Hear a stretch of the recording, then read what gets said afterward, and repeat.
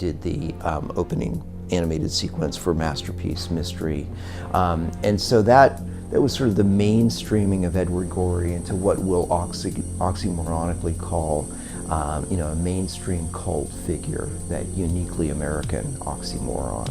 Someone who is not a household name, but is somewhat well known, yet everyone cherishes the delusion that only they know about him. Author Mark Dery recently visited Austin promoting his latest book, Born to Be Posthumous, The Eccentric Life and Mysterious Genius of Edward Gorey. Mark joined Plutopia's John Lebkowski, Maggie Duvall, and Scoop Sweeney for an entertaining discussion on all things Gorey.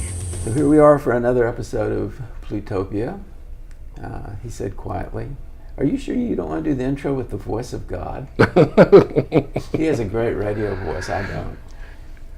No, go ahead. You're the brains, I'm just the beauty. Okay.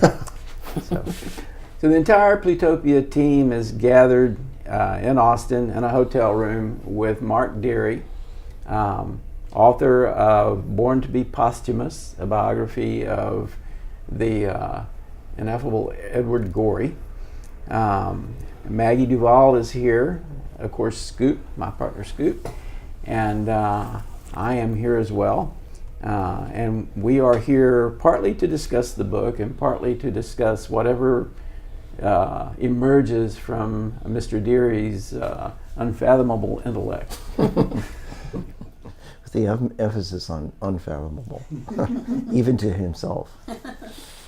To kick it off, I really enjoyed the first part of the book. I've done a lot of research work, and I was impressed by the amount of detail on Gorey's childhood, college years, and wanted to get you to tell us a little more about how you obtained all this, incredible detail.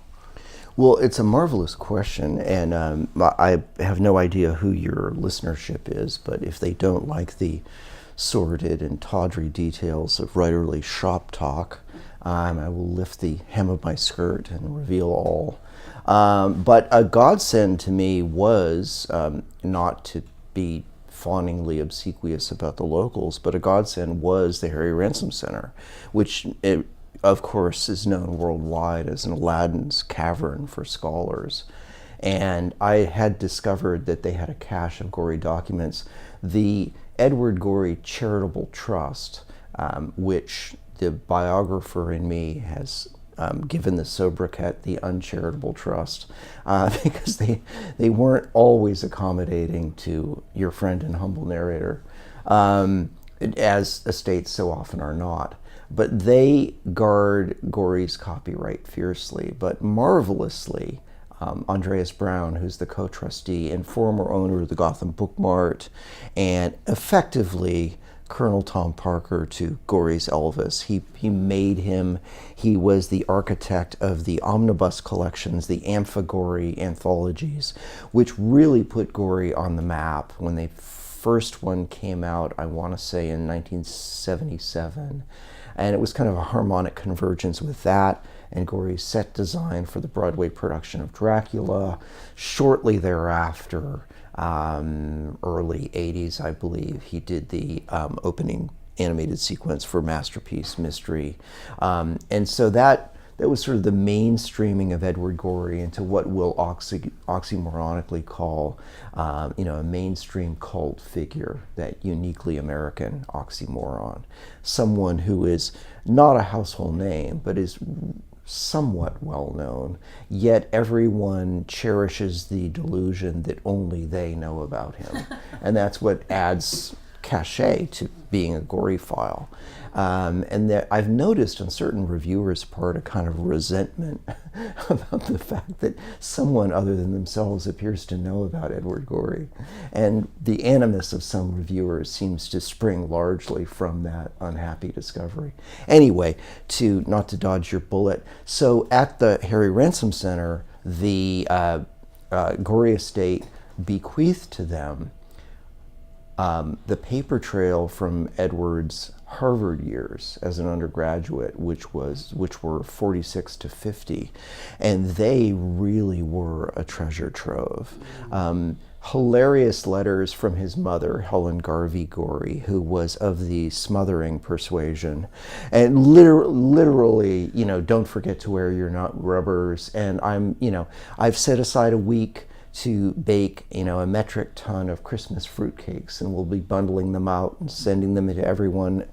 Fear not, yours will be arriving shortly. Now, it's interesting because it's a trivial little discovery, but it's very revealing. Gorey had an imperishable horror of fruitcakes and unbudgeable detestation of them. And they're mentioned passingly in many of his stories and even his standalone postcard collections, and never in an auspicious light. And there's one about a family of Edwardians gathered around a fishing hole in, Fargo or something. And it's the ritual family tossing of the Christmas fruitcake into the ice hole, And then Gorey spread the scurrilous rumor that there's only ever been one fruitcake, and it's endlessly regifted around the world, Elsewhere, I think he suggests they can be sawn into blocks and put to practical purposes around the house. Was his mother the cause of this, or was she leveraging it to taunt him? She appears to have been the cause of it, because Gorey is never not perverse. And just when you think you have him pinned down, he'll pull an about face and break the habit of a lifetime. So late in his life, a year or two before he died, an interviewer asked him, what's the thing with fruitcakes? And this I learned from the Ransom letters. I learned about his mother's fetishization of the fruitcake, and it's kind of a recurring operatic leitmotif in their correspondence, and the fruitcake will be arriving, right, every few years. So at the end of his life, an interviewer said, why do you abominate fruitcakes so? And he said, well, I've never been fond of them, and my mother, who was sort of a smothering mother, and always hoveringly attentive, insisted on sending one to me every year, and I could never abide them, and I gave them away. And then he pauses and he says, a friend gave me one recently. I tried it. It wasn't bad. And tellingly, his mother had died like a year or two before. So the need for detesting the fruitcake had evaporated. You see, clearly in Freudian terms, he had cathected it with psychic energy. But so I burrowed deep into the trove of documents at the Ransom Center, where I also found extraordinary term papers that Gorey wrote at Harvard, which were really put to shame a lot of my undergraduate efforts. And some of them were clear juvenilia, and he over-egged the pudding the way young writers do, but some of them were startlingly perspicacious. Very, very perceptive, and quite revealing about some of the roots of Gorey's literary style and sensibility. So, for example, he wrote one paper that was just marvelous about La Rochefoucauld, the famous French epigrammatist, I guess is the word, who was also the H.L. Mencken of his moment, which I guess was the 18th century. And La Rochefoucauld has these endless epigrams that are very Ambrose Biercean or H.L. Mencken-esque. They're witheringly cynical quips that are quite much more scarifyingly misanthropic than anything Wilde ever would have said, but no less witty. And Gorey was very taken with them. And there's one, I forget, I'll blow the punchline, but it's something like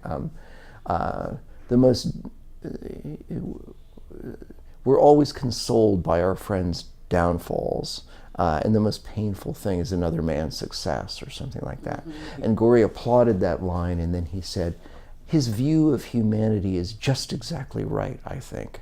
And then I thought, that's our Ted.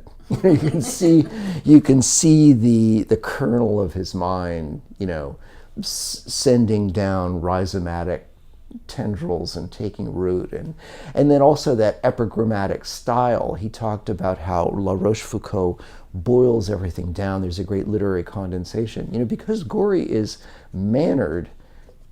We were just talking before we started rolling about Dan Fox's marvelous little essay, book-length essay, Pretentiousness. Because Gorey is mannered, people who don't know his work or know it only passingly leap to the assumption or remember him wrongly as overdone and baroque and overly ornamented, because we associate that with pretentiousness. He is not at all. He's absolutely distilled, like the Balanchine ballets he loved, elegant, neoclassic, Apollonian, epigrammatic pithiness, le mot juste, world of thoughts boiled down into a single line. Last night at the lecture I quoted Ronald Furbank, who was terribly affected, and a little bit of him goes a very long way. The queer British novelist of the 1920s whose work Gorey adored, at least when he was young. Did they have a relationship? Gorey and Furbank? No, Furbank was in the 20s, and so Gorey was born in 25. Okay. Yeah. But they might have, I imagine them taking tea together and having a fine old time. And when we learn that very unusually for the 1920s in England, when sodomy was a felony still, and gay men were not looked on happily in at the corner pub, Furbank, who was as orchidaceous as they come, lacquered his nails, a shocking cerulean. And Gorey, when he was in high school, had a moment of nonconformity where he famously walked down the main drag in Chicago barefoot with his toenails painted green. And after reading about Furbank, I thought, possibly a connection. But Furbank, I think, influenced Gorey's laconicism too, because he famously bragged, I think, nothing of filing down 50 pages to a single crisp paragraph or even an ellipsis. And he is both very, very mannered, utterly affected. It's all about Wildean artifice. I call it unnaturalism. It's the opposite of Hemingway-esque naturalism, but no less condensed, no less narratively compressed for that. So a lot of the research took place at the Ransom Center, and then scores and scores of interviews. And a word to any budding biographers in the listenership: the wisest thing I did in writing this book is the instant the ink was dry in the contract, perhaps even before that, because it took a few months toing and froing with my agent, I made a list of everyone I must interview, and I put all the nonagenarians and octogenarians at the top and got to them first. And to a man, they have almost all dropped off the twig by now. No one will ever get to them again. Wow. Did you cross paths with Christopher Seufert? I did. He was actually a great help to me. He's the Chatham, Cape Cod-based photographer and documentarian who, through a weird, but through sheer happenstance, started rolling video footage of Gorey in Gorey's golden years in the Cape. Gorey lived in Manhattan 53 to 83, for anyone listening who's not well briefed on all the, data points of his life. And then, and that was shortly after Balanchine died in 83, but had been infirm. He had Creutzfeldt-Jakob disease. And also, for the non-balletamanes in the listenership, George Balanchine is, of course, the legendary choreographer of the New York City Ballet, who transformed it into a titanic cultural force. And when I started writing about Gorey, I thought, what's the big deal? Ballet, an elite dalliance. I mean, I've seen a few ballets in my life. Hilariously, for a man who can't, foxtrot to save his life, I studied it briefly as a young man to give me poise or something, and was humiliated by the Jules Pfeiffer cartoons come to life. These 7-foot-tall, willowy women swanning around while pubescent boy couldn't figure out how to do fifth position, and it was so mortifying. I crept out of the room in ruins, and that was that. But people have to understand that Balanchine's New York City Ballet was so extraordinary that every intellectual and member of the culturati in New York in the 50s and 60s and well into the 70s went to premieres of Balanchine works. And there are moments when he was premiering a new work, several new works every season. And the composer is his good friend Igor Stravinsky. So you're hearing new Stravinsky. And as one of the people I interviewed, Edmund White, the dean of gay letters, and a memoirist of a boy's own story. I can never remember a boy's story or boy's own story.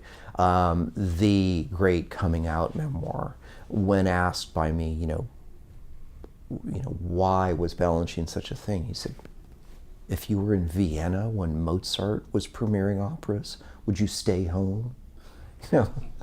So Seifert lived on the Cape and had been trained in anthropology and wanted to be an anthropological documentarian, but to earn his daily crust was doing wedding photography and so forth, and had done some interesting documentaries, and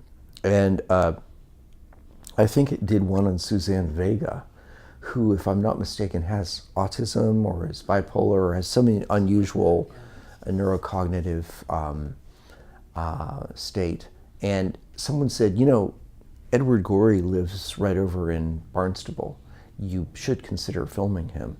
And he said, who's Edward Gorey? Right.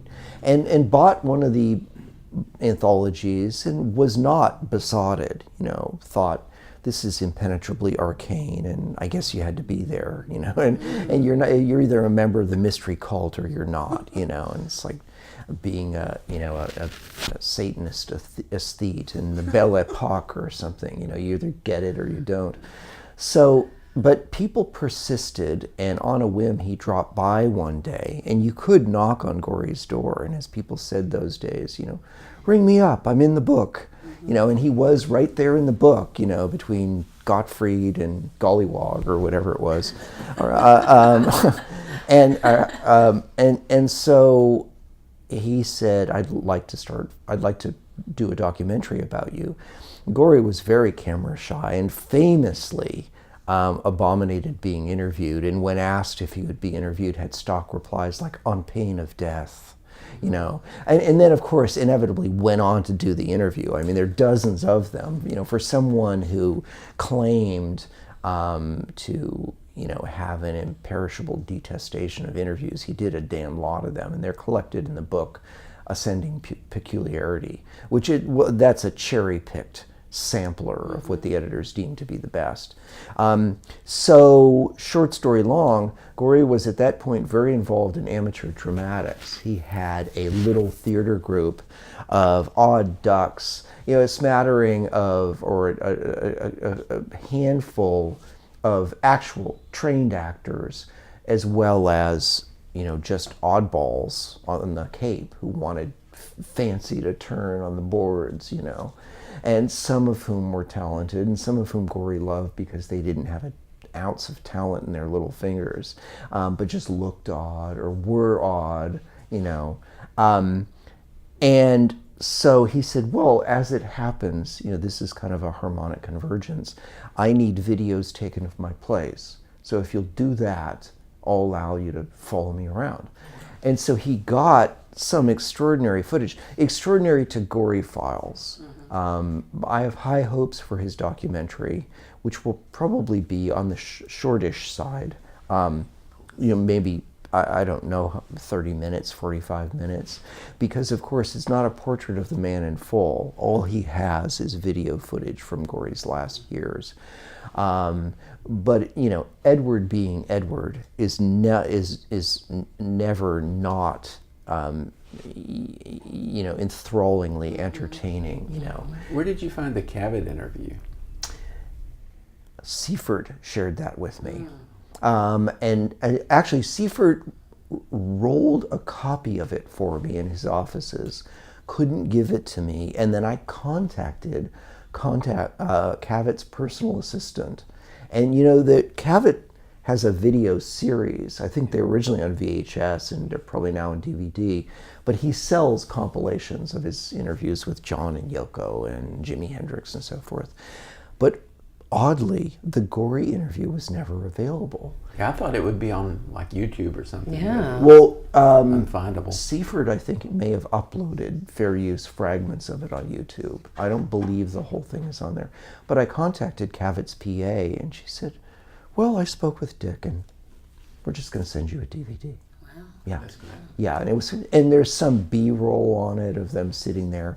But hilariously, you know, Gorey at that point wasn't dressing in all of his Edwardian splendor. He had retired the fur coats, since he became more PETA-ized, and he was a devout animal fancier. Oh, yeah. And not a misanthrope, but he did view the human species at a puckish remove, you know, what fools these mortals be. And his conscience started to gnaw at him. And so he put all of his coats in storage, like in a freezer facility somewhere, to keep them from being moth-eaten. And then recently they've all been auctioned off, you know, one by one to help support the Gorey Museum and generate capital for the Gorey Charitable Trust. But so he showed up to the Cavitt interview for whatever incalculable reason. And one of those, I guess they're called cable knit sweaters, you know, with the heavy, almost Elizabethan ruff around the neck, like the one that Hemingway is wearing in the Karsh photo. And, you know, he's there sweating under studio lights, you know, profusely beaded with perspiration. Even his beard looks a little damp, you know, and twitching with discomfort and shyness. And Cavitt's idea of, you know, dropping the ball in the fairway and teeing off with an almighty whack is a weirdly probing, insinuating, unbecoming, untoward question like, you know, well, I imagine you were the sort of boy who was, you know, pursued into garages by older men or something, you know, or he says, you know, that you were stalked by adults when you were little. And Gorey says, he sort of tisks and groans and eye rolls and squirms and says, well, I don't know. He says, and Cavitt says, well, certainly not as much as me. And you know, clearly too much information. Gorey says, rather less, I suspect. Wow.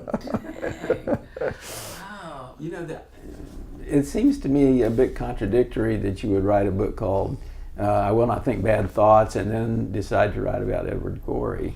But what path did you follow to find your way to Gorey? Yeah, I was Well, tell me say, why that seems counterintuitive to you.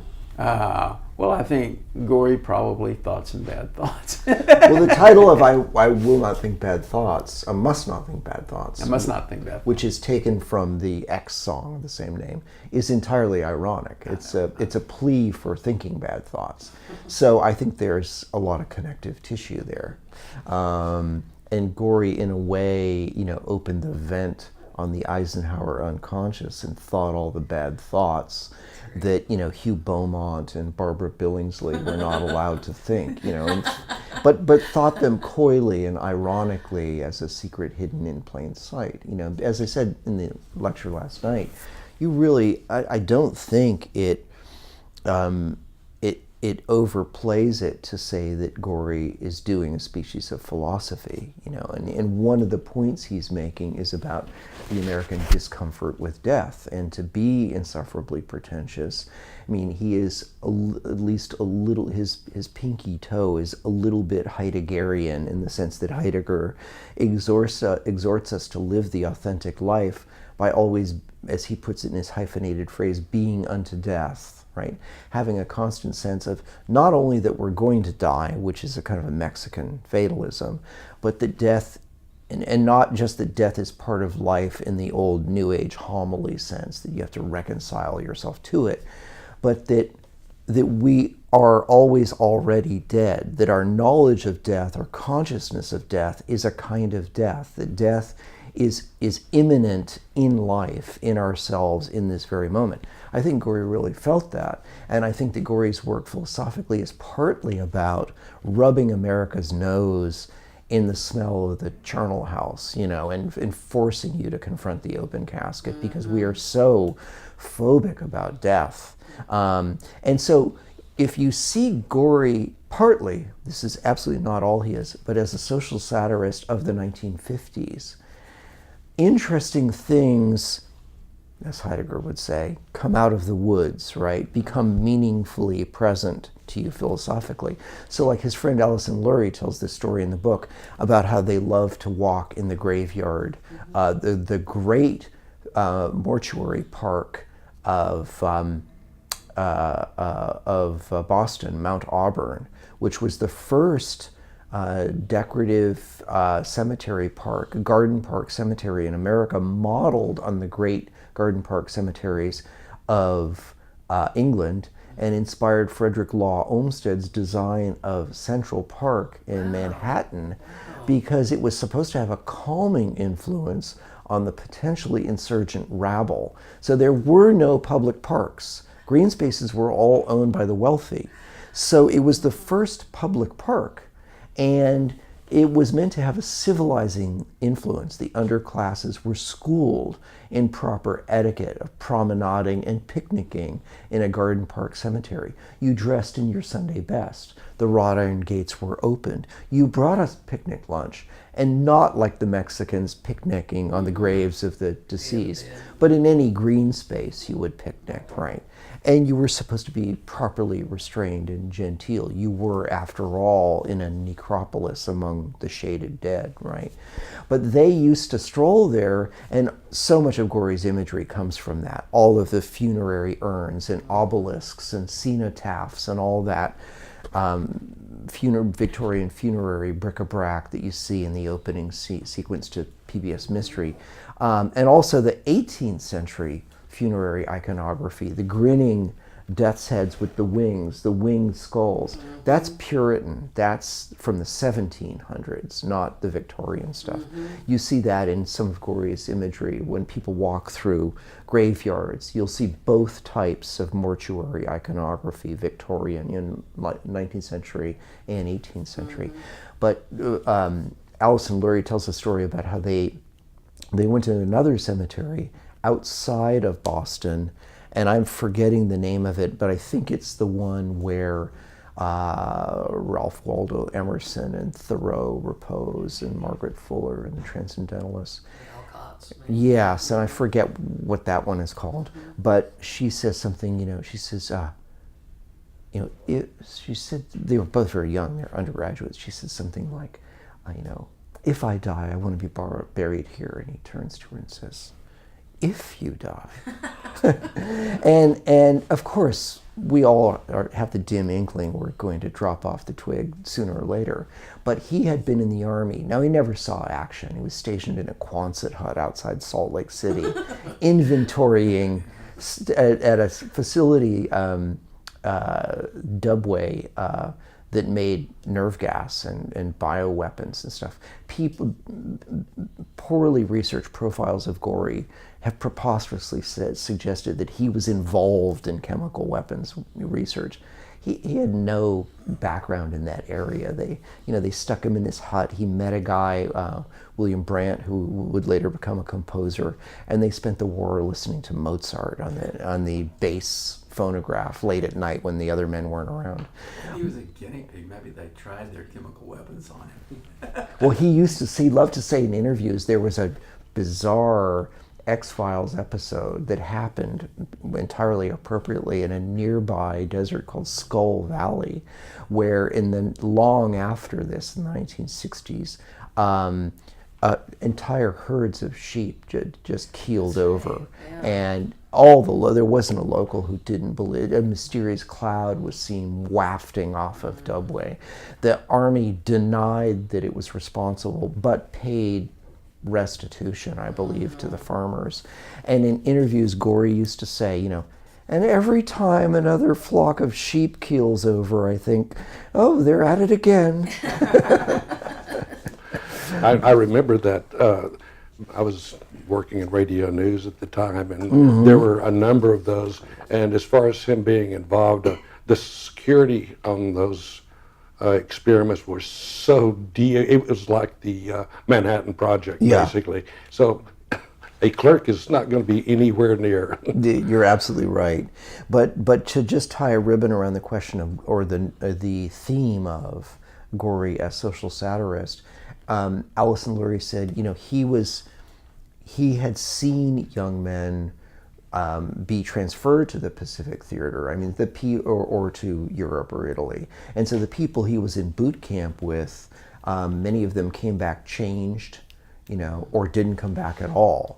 So like his generation, he had a very keen sense of mortality, and they were very sobered by war. And then she said something that wasn't at all intuitive to me as someone born in '59. She said, in the 40s and during the war, as a result of the war, we were very cynical and worldly wise. And then all of a sudden it's 1950 and it's this bizarre formaldehyde reality with, Don and Betty Draper and the crabgrass frontier and the white picket fence, and behind it, the creeping melancholia of Revolutionary Road and Mother's Little Helper, and yet everyone was supposed to be peppy and eating their Swanson, chicken fried steak, TV dinners. Sure, 50s television was a form of propaganda, right? Yeah. Totally. Yeah. And so people who had been cynical and worldly wise and very much changed by the war felt as if they had woken up in Stepford. It was eerie, and she said we were really creeped out by it.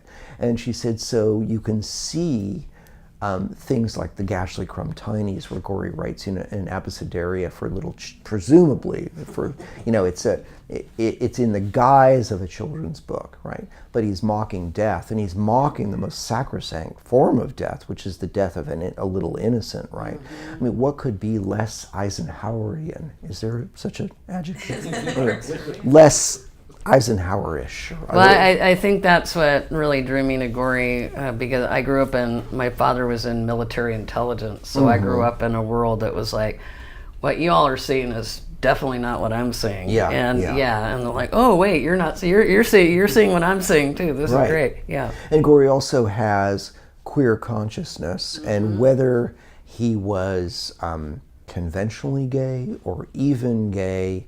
I've gotten astonishing pushback, largely from putatively straight reviewers, right?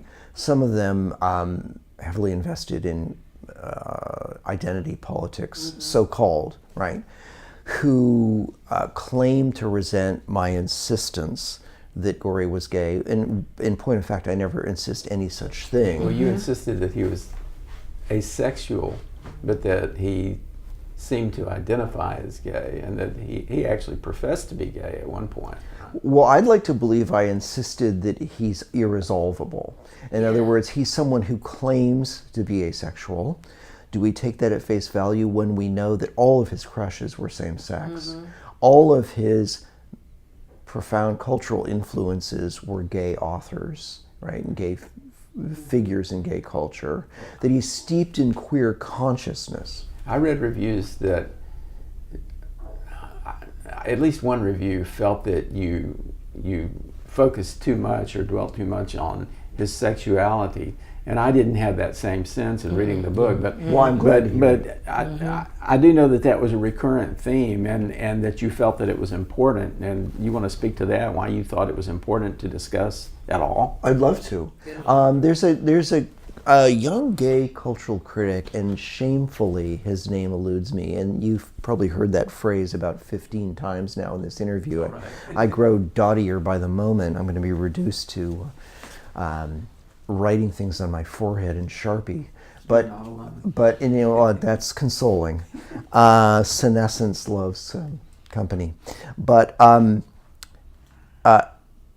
this young gay critic for, I believe it was Salon or Slate, wrote this marvelous piece in which he essentially made the case that queerness, as opposed to being gay, right, is not just for queers. And what he meant by that, now I'm leery of the charge, or wary of the charge of cultural appropriation. I'm not suggesting for an instant that I, as a nominally straight man, know what it's like to experience growing up gay in America, or LGBTQA, or anything else in that spectrum, any of those, that alphabet soup of sexual identities.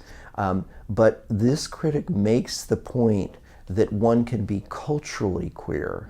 And what he means by that is that for men who feel straitjacketed by repressive, hysterically normative masculinity in America, as I have from a very young age, that queer culture offers a spectacularly liberatory vision of what can be a different sort of masculinity. Now, obviously, there are millions of gay men whose affect and style of mind is indistinguishable from heteronormative masculinity, and they are utterly comfortable in that, and it suits them to a T. And I have no quarrel with that. And the point isn't that gay men should all traipse around with a Collia lily in one hand, doing Paul Lynde impressions. The point is that gay culture historically has been, for obvious reasons, has been transgressive, has interrogated heteronormative notions of masculinity. And there are many men, and I dare say women, who find that liberatory, who are not themselves gay. And so that's the argument for sort of cultural queerness. I mean, my discovery of David Bowie as a 14-year-old boy who was sort of non-normative in terms of my presentation of masculinity, and was sort of dipping one toe in what might now be called gender queerness, but was, to the best of my knowledge, straight as a fireplace poker, as they say, liked women, but found Bowie as an incarnation of that ancient Greek thing, the ephebe, the androgyne, the epicene, in a kind of a magical, Fellini-esque presentation of the hermaphrodite way, beguiling, liberatory. I mean, it just chimed with the Bloomsbury dandy in me and the Wildean aesthete, but again, a lot to do with culture, and far less to do with actual sexuality, but rather the culture that asexuality has historically produced. So the reason I banged away at this so strenuously in the book is twofold, because who doesn't love a mystery? And Gorey's sexuality is ultimately irresolvable. It's irredeemably perverse, and I mean that in the best sense of the word, like Edgar Allan Poe's Imp of the Perverse. We don't have to take someone at his word, and that's what I find really fatuous and credulous and grindingly middlebrow about critiques that say, well, he said X. Dear God, man. Are you so naive and so benighted intellectually that you just take someone at his word? I mean, in the age of Trump, that's fatal. But never mind the fact that, I mean, if you've spent a day with Roland Barthes' books, it's now pretty long in the tooth. It's pretty much a settled question in literary criticism, cultural criticism, postmodern philosophy, that the author is not God. I mean, that's why Barth wrote Death of the Author. That's why he coined phrases like reading against the grain. That's why I quote him in my book as a way of prying open the lid of Gorey and rummaging around in the deeper meanings of his work. Barth gives us these wonderful terms, counterintuitive, like McLuhan's irritating terms, hot and cold media, which mean the opposite of what you think. TV's a cool medium, books are a hot medium. If your neologisms, if your phrase making is counterintuitive, they're never going to be good memes. But among literary critics, the counterintuitive Barthesian terms, writerly and readerly, are useful, right? So a readerly text is one that is autocratic, magisterial. The author is the phallic Father God, right, laying down the Old Testament law. There's one interpretation. I speak, you listen, case closed, right? And the the old style, sort of pre-modern style, and pre even T.S. Eliot style new criticism, right, which is essentially sort of biblical hermeneutics. There's one meaning to the text. It's your job to winkle it out. You either get it or you don't. You're either right or wrong. And so Barth obviously puts that to smash and scatteration and says a writerly text is one in which we can use what Derrida would call the aporia, the embedded antitheses, the arguments against the text contained within it, or the irresolvable oddments that just can't be bullied into making sense in terms of the dominant narrative. That's pure gold, right? Those are ruptures in which the author God slips, and like Satan, you can cite scripture to your own ends. You can use it against the author for your own reading if you can mine enough morsels from the text to mix metaphors to sandbag your argument, right? And Gorey is all about that. He's encouraging lacunae. He loves gaps. He loves things left unsaid, white spaces not filled. He wants you to connect the dots, you to fill in the blanks. And he even says very explicitly in one of his interviews, I hate kneeling. Every time I say something, every time I make an assertion, and this is a very Lacanian statement, right? The idea of a phallic presence as being oppressive, right? And foreclosing all the other possible fruitful absences, right? That Gorey says, every time I assert something, I feel like I'm killing off a million little meanings in the reader's mind. There are so many other things that could have been said, so many other interpretations that it could have taken root. And so he says, I'm careful to be, I'm quoting from memory, this is not exact, but as oblique or open-ended as possible, so that the reader becomes a co-author, more of a collaborator. Yeah, what you were talking about last night with the West Wing. Yeah. That was awesome. Yeah, Right. just volumes, movies that come into the head of any person looking at that from just one picture. It's brilliant. And so the reason, Jon, you're saying, why did you bang on so much about Gorey's sexuality?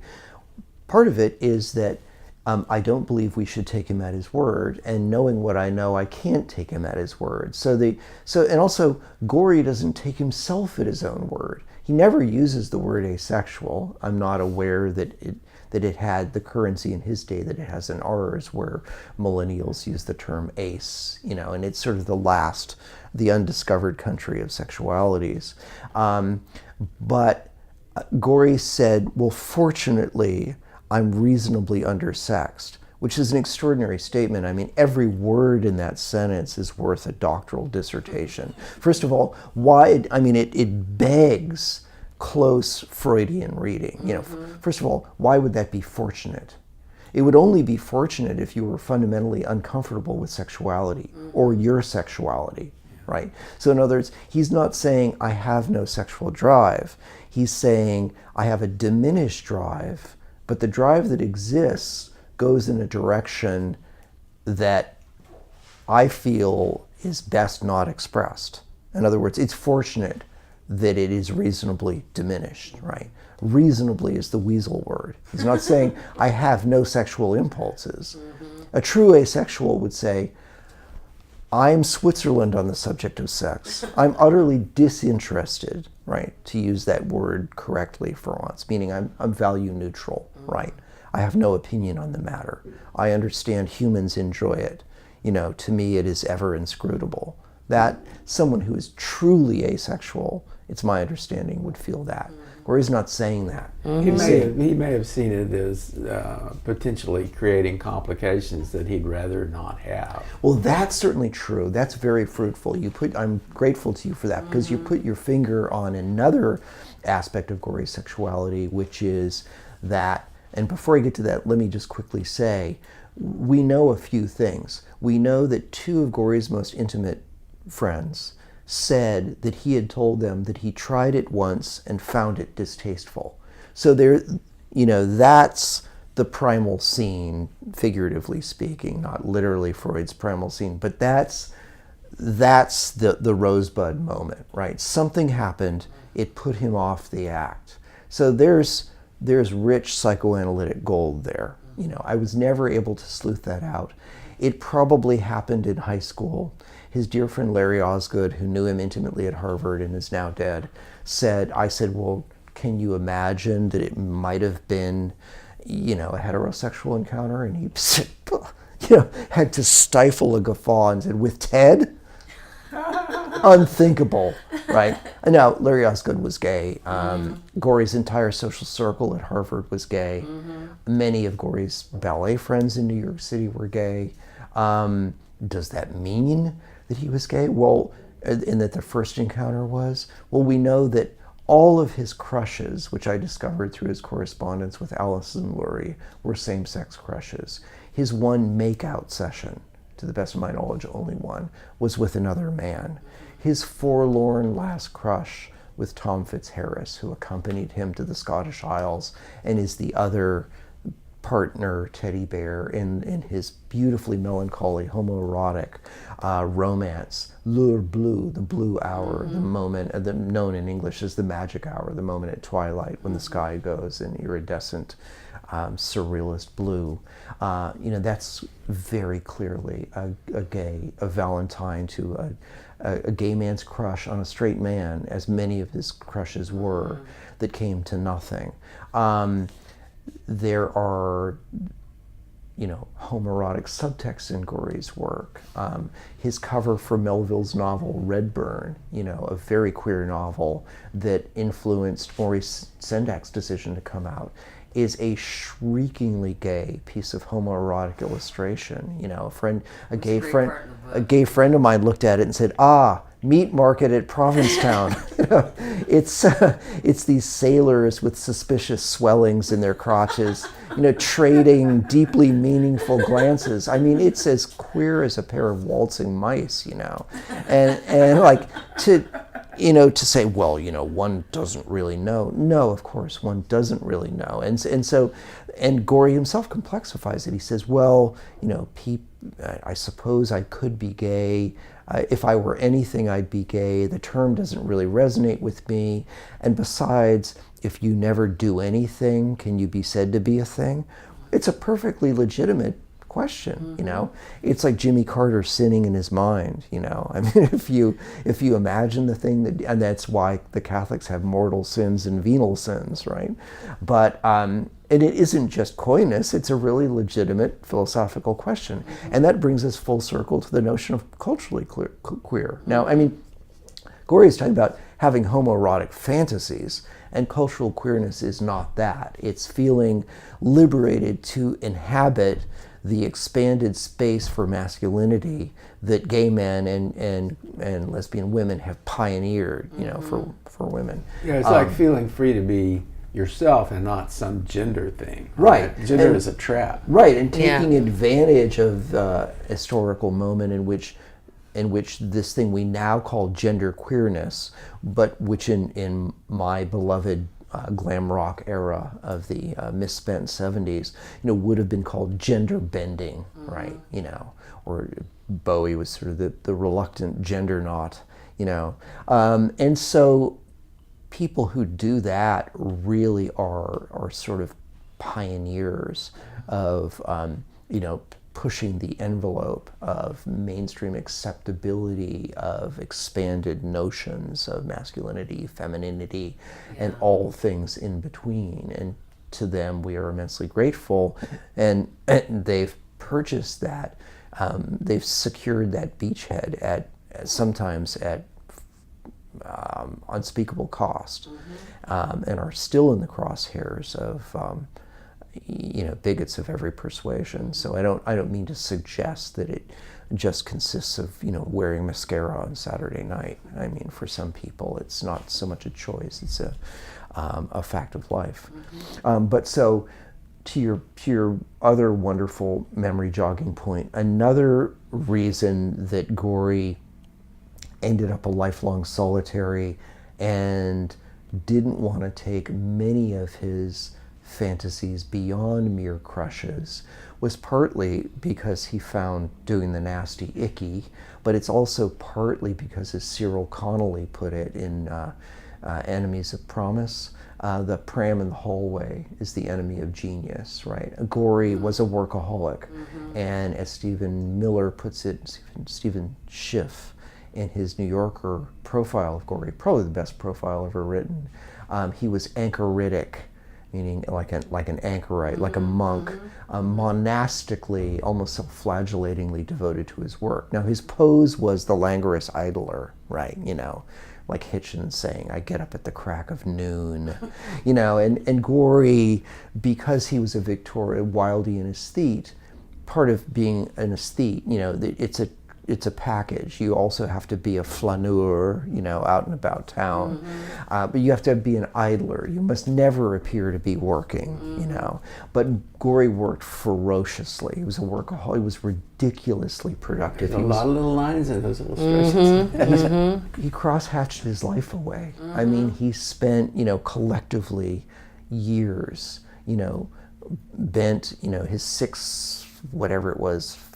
well over 6 foot frame, you know, bent over a drawing board, stippling and hatching and cross-hatching away madly. So part of it was, you know, not wanting to subdivide his time. And then, as Alison Lurie, his dear friend, put it, not everyone wants to wake up with another head on the pillow beside you. He liked, if he wanted to stay up till 2 in the morning drinking creme de menthe and watching videotape reruns of Golden Girls, he could.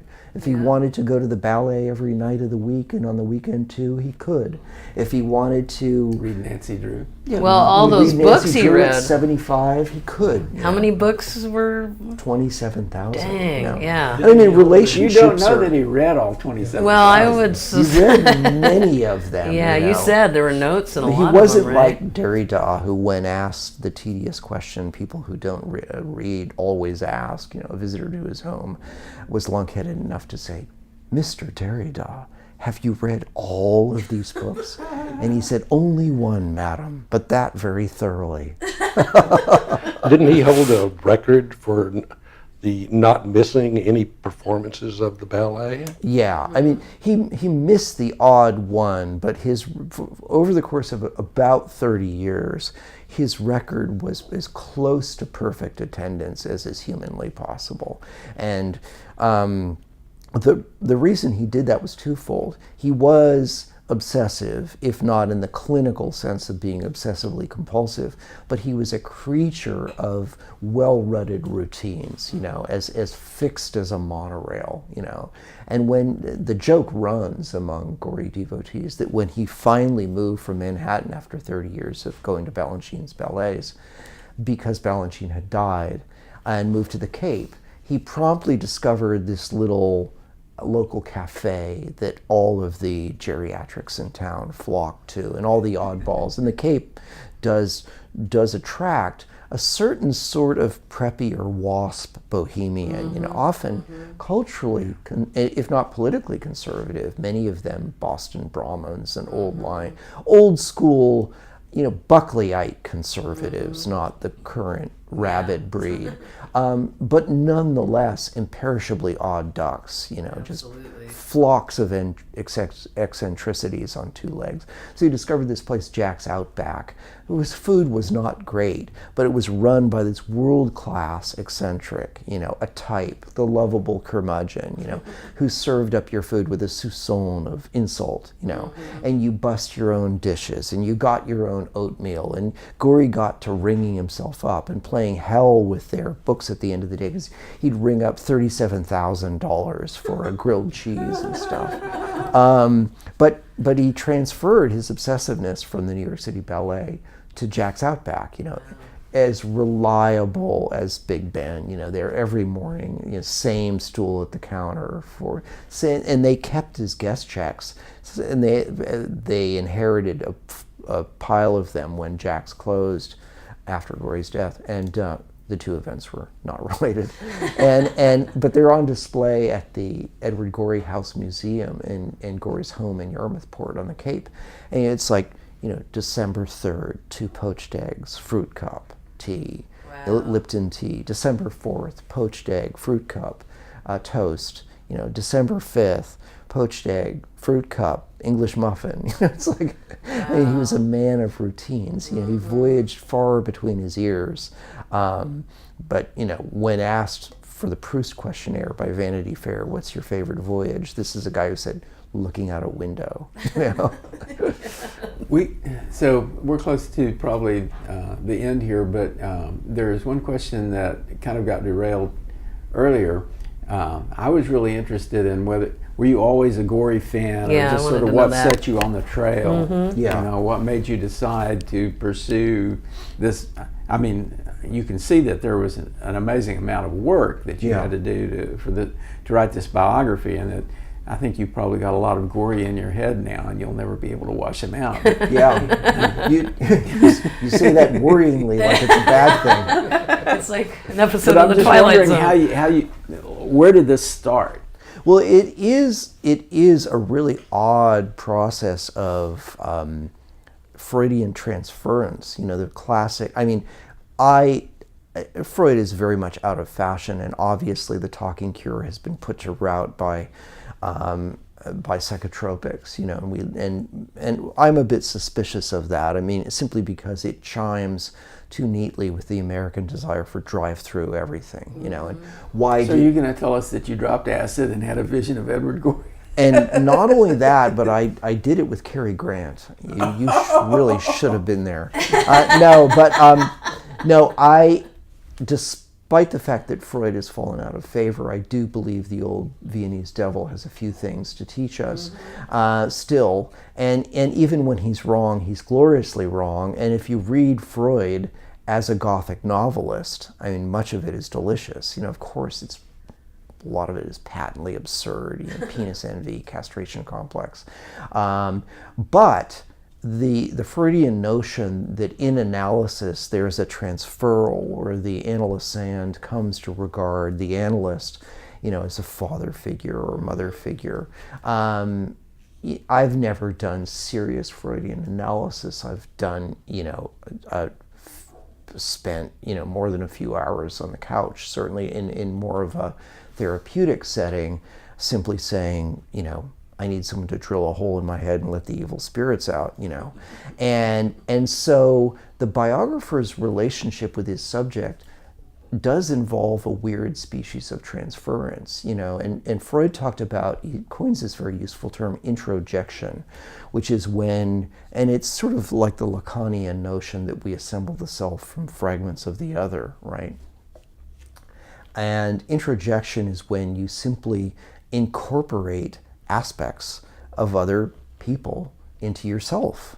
And oftentimes it's because you admire the person. I mean, I don't think any of us is immune to picking up, whether it's simply turns of phrase, but also facial affect, body language, and for someone who holds high as a virtue, being utterly uncompromisingly yourself, and I was raised, and the irony is not lost on me, raised to be a nonconformist by a mother who fancied herself very much a free spirit. You put your finger on something fascinating. I have been fascinated and aghast to discover the extent to which, Gorey has sort of seeped into me, and I mean, when I was lecturing last night, I sort of channel Edward, when I quote him, I sort of use his cadences, well, and I hope it doesn't come off as poor man's Rich Little, I mean, it at its most vulgar, it could feel like somebody doing Gorey impressions, but a big part of his humor, is sort of his lugubrious, and fey, be it said, style of declamation, and to hit the punchline right. You've got to deliver it in that way. So, and also to really know your subject psychobiographically. Obviously, I never knew the man. I encountered him in person once. I was in the presence, as they say, but I didn't exchange a word with him. I've interviewed dozens and dozens of people who knew him. I don't believe any of them knew him truly intimately. I really do believe Gorey was unknowable. What's fascinating is that at his memorial service, all these people turned out who never met each other, right? And that's Gorey lived a very compartmentalized life. He had his Cape Cod friends, his Cape Cod relatives, his ballet circle in the city, and none of them really overlapped. And he didn't like them to overlap. And he clearly got a little, he was a little rattled when there were situations where, relatives would turn up like a bad penny at some event that was supposed to just be theater people or ballet people, and it was as if he couldn't navigate those two spheres. It almost reminds me of the Harry Potter, the Horcruxes, keeping bits of himself in these different communities. So, so you don't see the whole somehow. Or a bit of spycraft, giving everyone plausible deniability. I like that. Yeah, since I'm not a Potterite, that doesn't strike which is neither here nor there. But I'm a little more suspicious of it. The way you phrase it seems a bit more innocent. It's, to my mind, almost as if someone doesn't want everyone to have all of the jigsaw puzzle pieces, because then you can assemble them into a composite. If it's a cubist portrait in which everyone, and I suppose that analogy fails because cubism gives us every angle at once, but if I only wanted, you to know me from one angle, and you, Jon, to know me from another angle, and you, Scoot, to know me from yet another angle, and I wouldn't want you talking amongst yourselves and comparing notes so that you could resolve them all into a composite image. I think there's a bit more of that about it. Mm-hmm. So having done all this work, do you feel that you know Gorey? I feel I'll dodge the bullet and say I feel I know him as well as anyone knows him. And I feel I know him, I do feel that those who knew him well, to undercut the point I just made, all know him in their own unique ways. And when assembled, and I suppose maybe I'm the mosaicist, if there is such a word, that what little I can offer is assembling all of those fragments into a Chuck Closian composite, pointillist portrait, of data points. Certainly his cousins knew him in one way, which is the guy lounging about with cats sleeping on his belly while he watches, they were enthralled when Star Trek appeared and wouldn't miss it for an instant. And that's why there's a great Gorey parody in the web of the Gashly Crumb Tinies done as Star Trek, the original series, But he was the guy who rushed through dinner so he could do the New York Times crossword and the acrostics. And, it's incalculable to me, but he loved gargantuan, dizzily complicated jigsaw puzzles. I would rather be marched off a plank. I cannot imagine spending one's life doing that kind of thing. But Gorey loved wordplay, and he was polymathic in his erudition and also in his vocabulary, and made word lists, hoarded words, was fascinated by obscure and Latinate and arcane words. But so they knew him as a Cousin Ted, a beach bum, and he ultimately took over all the cooking, but was occasionally Gorey-esque. He was famous for every once in a while making a blue meal in which he dyed everything blue, or made things that were already blue, blue Hawaiians or whatever. But he famously made some unspeakable dish that had blue curacao in it. You can't imagine the application for that. Maybe a candied ham. But so they knew him as Cousin Ted. His ballet circle knew him as this imperious, deliciously bitchy, Wildian phrase maker, critiquing the ballets during intermission and holding forth, from his imperious height, high above cloud cover, de haut en bas, as the French say, from high above, peering to down below. The English equivalent would be looking down one's nose. And then he had a silent film circle that he was a member of, and Susan Sontag attended, meetings, and they reeled off in the days when there was no Netflix and there was no Turner Movie Channel. You had to go to a cineast's apartment and have them reel off the old D.W. Griffith shorts and stuff, and they'd come out of there glassy-eyed after watching 6 hours of Max Sennett shorts and stuff. So he had that whole crowd. So he contains multitudes. But I do feel, I have the illusion, it's probably a dangerous illusion, that I knew Gorey intimately, but I really do feel he was ultimately inscrutable because, as I put it in the book, because he did not want to be scruted. You can buy Born to Be Posthumous, The Eccentric Life and Mysterious Genius of Edward Gorey online or at your local bookstore. Learn more about Mark at markdery.com. With John Lubkowski and Maggie Duvall, I'm Scoop Sweeney. This is the Plutopia News Network, 20 minutes into the future.